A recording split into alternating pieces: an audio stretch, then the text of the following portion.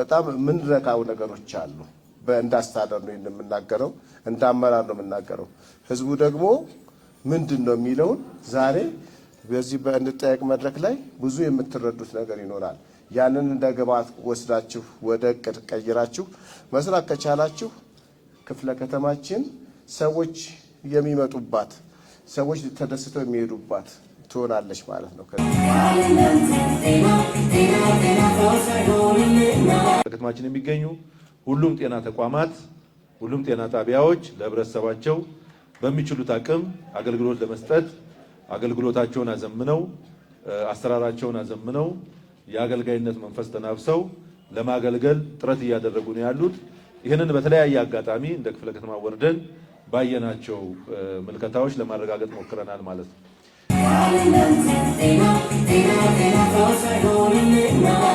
የዛሬ መድረክ ዋናው ትልቁ ነገር የእናንተን ግብአት ማግኘት ነው ማለት ነው። ስለዚህ ጥቅል ጤና ጣቢያ ላይ ብቻ የሚሰጠውን አገልግሎት ሳይሆን ከክትባትም ጋር ተያይዞ ከደም ልገሳም ጋር ተያይዞ ከቤት ለቤት አገልግሎትም ጋር ተያይዞ ሁሉ ነገር ነው እዚህ ጋር የሚነሳውና በደንብ በፍሪደም ጥያቄ እንድታነሱ። ውሃ ኢት ኢዝ ኢምፖርታንት ለጤና ጣቢያ እንደ ማንኛውም ማህበረሰብ በየ8 ቀን ውሃ ማግኘት ማለት ለጤና ቢሮ ለጤና ተቋማት ፈተና ነው። ለሕክምና መጥቶ ሌላ በሽታ ይዞ መሄድ የለበትም በውሃ እጦት ምክንያት ማለት ነው።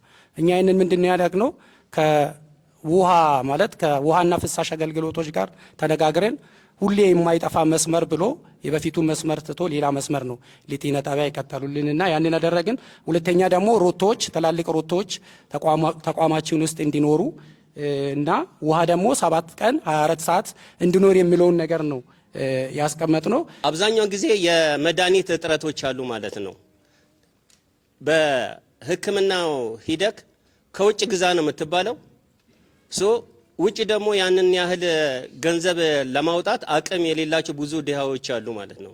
መድኃኒቶች የሚገኙበትን ሁኔታዎች በመድን ደረጃ ላይ ትኩረት ቢሰጥ ነው። ከጤና መድን አባል ሆኖ ከመድኃኒት እጥረት ጋር የተነሳ ነገር አለ። እንግዲህ የመድኃኒት እጥረት ይኖራል። ያው ሪሶርስ ሊሚትድ ነው እንደሀገራችን። ዋናው አቅርቦቱ ግን ከኢብሳ ነው፣ ከመንግስት የመድኃኒት አቅርቦት ድርጅት ነው። እንግዲህ የመድኃኒት አቅርቦት ላይ አሁን እኛ እንደ ወረዳ ለቡ ያደረግነው ምንድነው ከ45% በላይ ያለውን ስራ ማስኬጃ ብራችንን እዛ ላይ ነው የምናውለው። ስለዚህ አብዛኛው ፎከሳችን ከጤና ባለሙያው ደሞዝ ቀጥሎ መድኃኒት አቅርቦት ላይ ነው። ስለዚህ የተሻሻለ ነው። በተለይ የህይወት አድን መድኃኒቶቻችን ማንም ተገልጋይ ህይወቱ እንዲያጣ አይፈልግም። 100% መድኃኒት አቅርቦት ይኖራል። ሌሎችም ኢሴንሻል ምንላቸው መድኃኒቶችም ከ95 በላይ አቅርቦት ይኖራል። እንደዛም ሆኖ ግን የተገልጋይ ጫና አለ ለቡ ላይና 3 ወረዳ ስለሚያስተዳድር የተወሰነ የመድኃኒት እጥረት ይኖራል። ቀጣይ ምንድን ያደረግነው በተለይ ጤና መድን ተጠቃሚዎች የሚፈልጉትን የመድኃኒት አይነት ለይተን እዛው ከነማ ድረስ ከሚሄዱና ወጪ ከሚበዛ የሞዴል ፋርማሲ ተግባራዊ ለማድረግ እየሞከርን ነው። ከመድኃኒት አቅርቦት ጋር ከጤና መድን ጋር በተያያዘ የተነሱ ጉዳዮችን ምናልባት ማህበረሰቡ በደንብ እንዲያቀው የምፈልገው አንድ ነገር የጤና መድህን ደንበኞቻችን የአምናን ሪፖርት መነሻ ብናረግ አምና ላይ 26000 አባላቶችን አፍርተናል፣ ነባር አባላትንም ጨምሮ ማለት ነው። 26000 አባላቶች አገልግሎት የሚያገኙት በ8ቱ ጤና ጣቢያ በከተማ አስተዳደሩ በሚገኙ 6 ሆስፒታሎች እንዲሁም ደግሞ በክፍለ ከተማ ደረጃ ባሉን 6 የከነማ ፋርማሲዎች አገልግሎት እንዲያገኙ እንደገና ደግሞ በሌሎችም ክፍለ ከተሞች ባሉ ከነማ ፋርማሲዎች አገልግሎት እንዲያገኙ ከከነማ ፋርማሲ ጋር ከሆስፒታልና ከጤና ጣቢያ ጋር ውል እንፈጽማለን። እነዚህ የጤና መድን ደንበኞቻችን አገልግሎት እንዲያገኙ ውል ከፈጸምን በኋላ የአገልግሎት ክፍያ በየኳርተሩ እንከፍላለን ማለት ነው። ስለዚህ ሪፖርታችን በሚያሳየው መሰረት የአምናን መነሻ ብናረግ 94 ሚሊዮን ብር የሚጠበቅ ገንዘብ ለሆስፒታል፣ ለከነማ ፋርማሲ፣ ለጤና ጣቢያዎች ለዚህ ማህበረሰብ ወይም ለጤና መድን ደንበኞች አገልግሎት ያገኙበትን ክፍያ ፈጽመናል ማለት ነው። ስለዚህ ይሄ ቀላል አይደለም ማለት ነው። ሰው ጤና ጣቢያ ላይ አገልግሎት ላያገኝ የሚችልባቸው ጤና ጣቢያው ደግሞ መያዝ የማይችለው የመድኃኒት ላይኖር ይችላል። ግን ደግሞ ጤና ጣቢያ አላገኘም ማለት ከነማ ሊሄድ ይችላል ማለት። ስለዚህ ከነማም አመቻችተንለታል። ከጤና ጣቢያው አቅም በላይ ከሆነ ደግሞ በሆስፒታል ደረጃ አገልግሎት እንዲያገኝ ከሆስፒታሎች ጋር ውል ፈጽመን አገልግሎት በተገቢው እየተገኘ ያለበት ሁኔታ እንዳለ ታሳቢ ማድረግ ያስፈልጋል።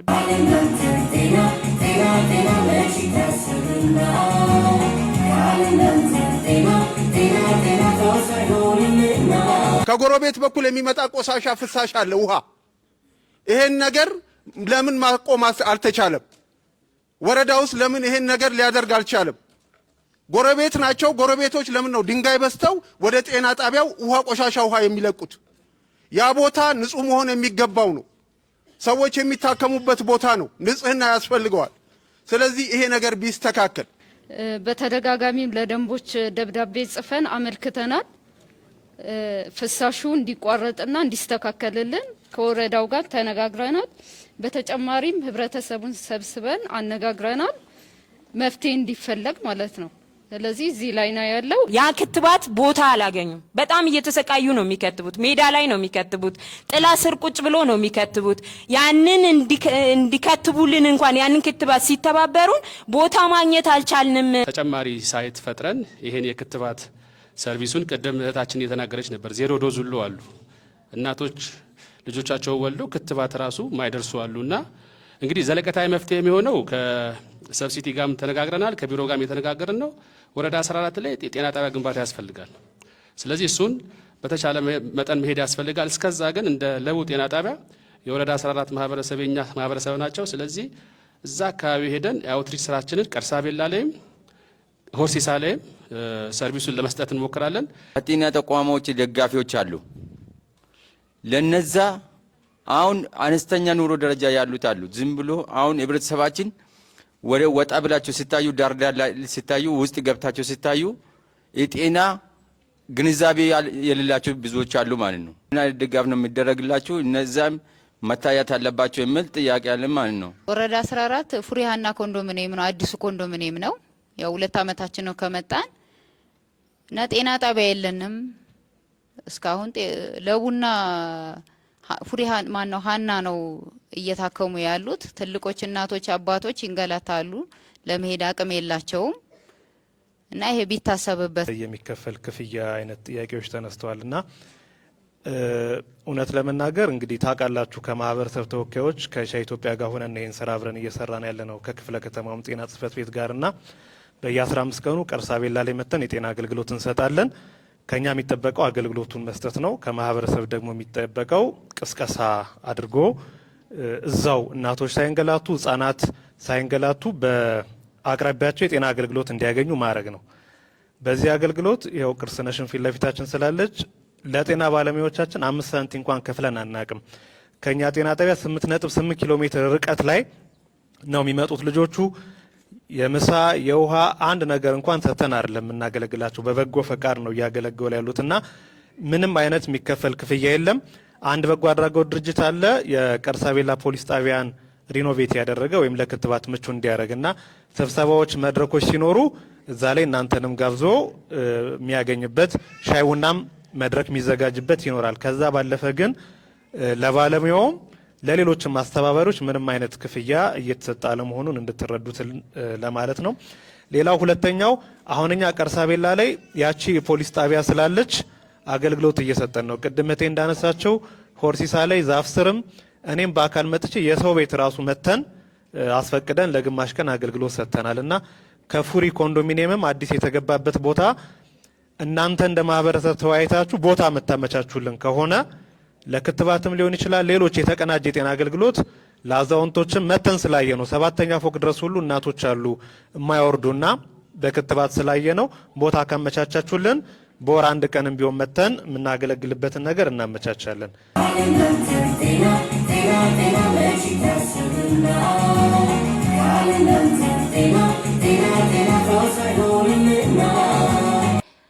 ከጤና ጣቢያው ሲወጣና ሲገባ ዳገት አለ፣ ለመኪና የሚያስቸግር መንገድ ማለት ነው። ጤና ጣቢያ ነው፣ ትልቅ ተቋም ነው፣ ግን ለመግባት አስቸጋሪ ነው።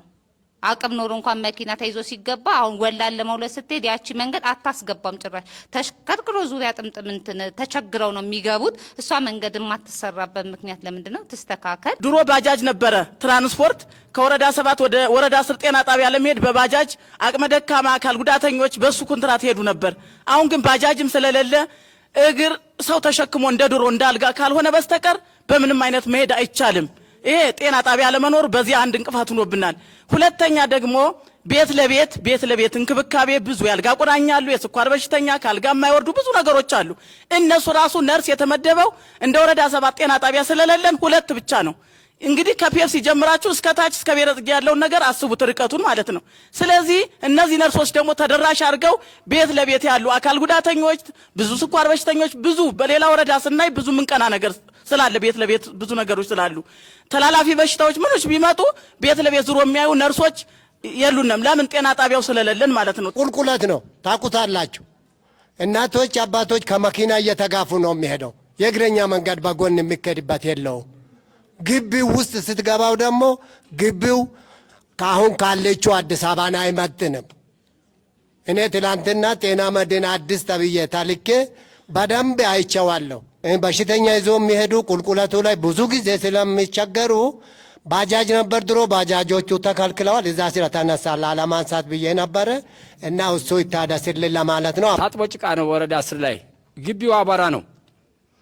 ራሱ የጤና ባለሙያዎች ጋውናቸውን ቤታቸው ወስደው እያጠቡ ይለብሳሉ ብዬ አስባለሁ እንጂ እዛ ውስጥ አጥበው የሚያስጡበት ቦታም የለ። ግቢው አቧራ ነው።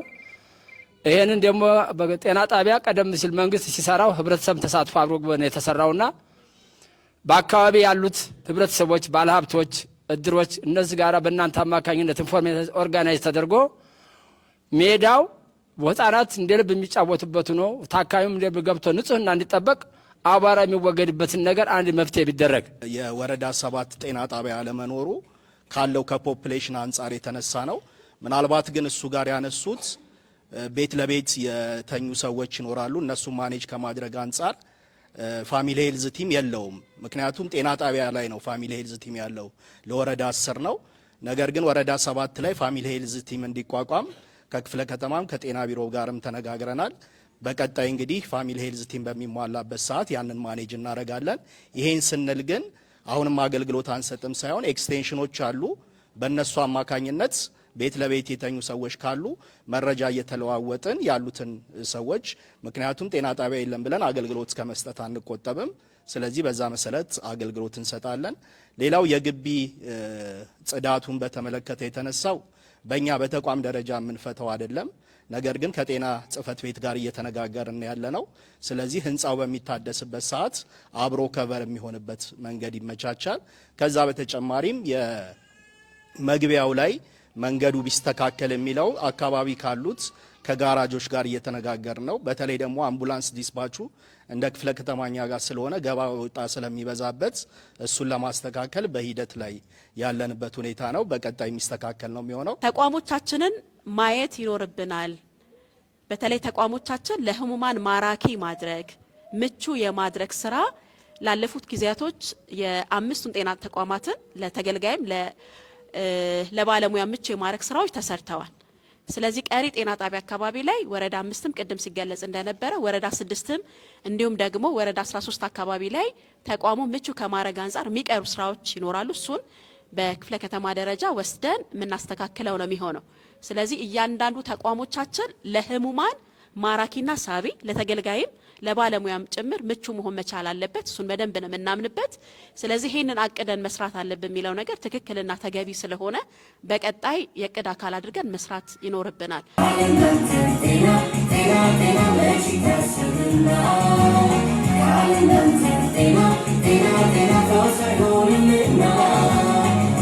እጅግ በጣም በከፍተኛ ሁኔታ አስፋልት የተባለ በሙሉ ወረዳ 12 በውሻ ባለቤት በሌላቸው ውሾች ተሞልቶ ነው ያለው። ለዛ መድኃኒት ሊገኝለት አልቻለም። የሚሰጥበት ጤና ጣቢያ የኛ ጤና ጣቢያና አሁን በቅርብ ደግሞ ወረዳ 2 ጤና ጣቢያ ላይ ነው። ስለዚህ ከፍተኛ ቁጥር የውሻ ንክሻዎች ይኖራሉ። ሪፈር ሲደረግ ሁሉም ጤና ጣቢያዎች ወደኛ ነው። የመድኃኒት እጥረቱም ይኖራል። እንደ ሀገርም በቅርብ ጊዜ ውይይት አድርገናል ከሚመለከታቸው አካላት። የሚመለከተው ግብርናን ነው። እኛ ሪፖርት ነው የምናደርገው። በሪፖርት ሲስተም እናሳያለን ምን ያክል ፔሸንት አለ በውሻ ንክሻ የሚለው። አዲስ አበባ ጤና ቢሮ ይሄን መድረክ አዘጋጅቶ የሚመለከተው አካል ውሻዎችን እንዴት ማስወገድ እንዳለባቸው እርምጃ ይኖራል ብለን እኛም እንጠብቃለን። መድኃኒቱም እጥረቱ የሚገጥመው በዚህ ልክም ስለሆነ በፊት ከሚሰጠው የውሻ ንክሻ አሁን ቢታይ በእኛ እንኳ ወደ 177 በላይ ህዝብ ንክሻው ደርሶበት ሕክምናው እየተሰጠ ያለበት ሁኔታ ስላለ ከፍተኛ ነው የሚለውን ቢወሰድ። መድኃኒቱ እጥረት የገጠመው ለዛ ነው።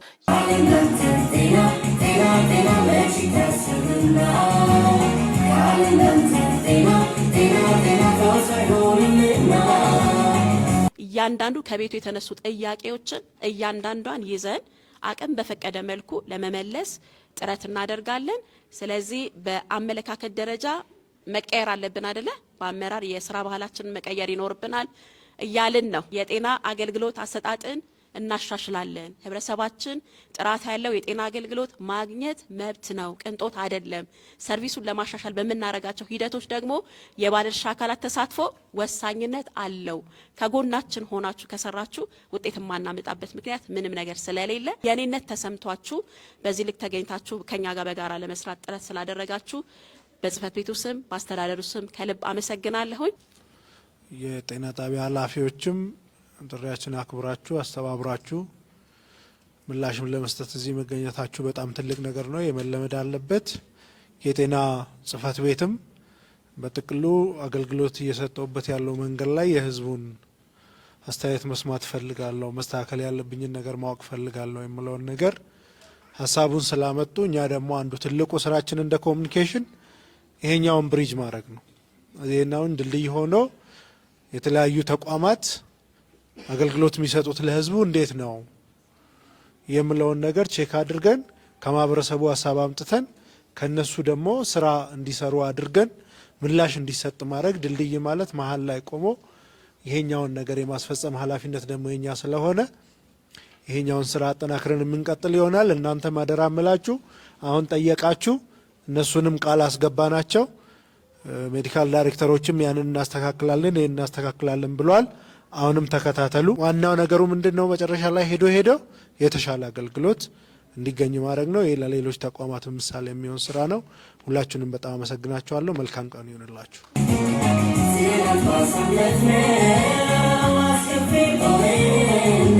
What